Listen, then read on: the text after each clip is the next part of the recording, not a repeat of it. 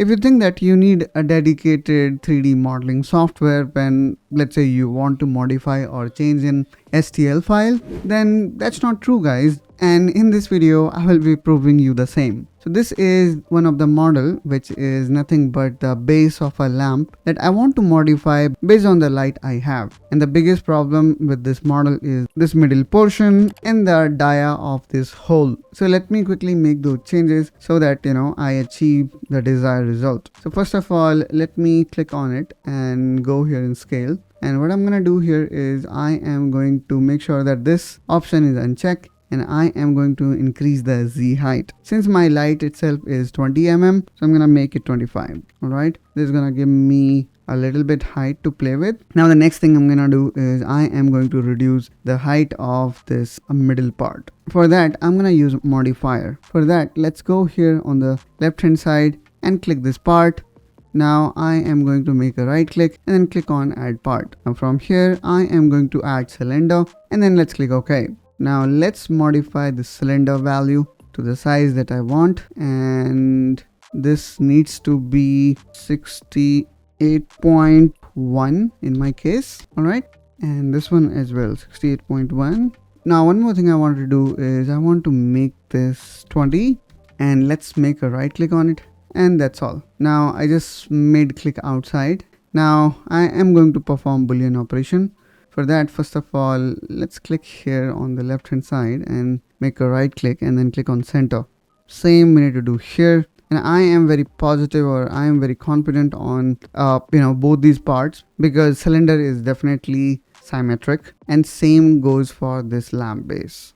Now let's again select both these parts and I am going to assemble them. Let's click here on assemble.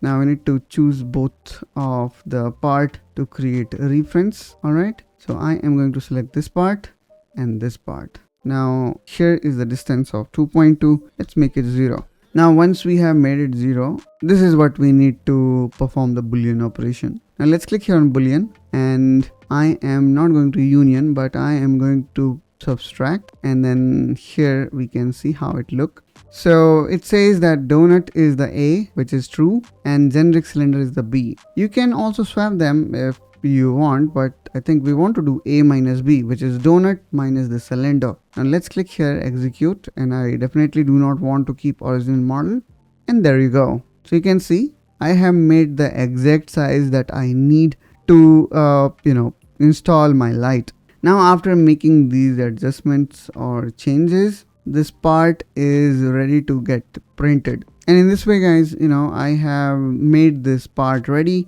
based on what I required or needed. And in actual, I was not able to even utilize all the tools that it have. So Bambu Lab, to make these kind of edits is awesome. Now let me quickly click here on lay on surface so that I can choose this bottom part if in case during this whole operation we moved it a bit. Alright, so in this way, guys, you can make adjustments or changes in direct 3D MF part or STL file inside Bambu Lab Studio. And yes, by the way, I forgot to mention, it is very hard or very difficult to edit or work with STL file when it comes to 3D parametric softwares. And probably the reason behind that is the data is point cloud, and then we require to perform reverse engineering to make it solid first, and then only we can work on it.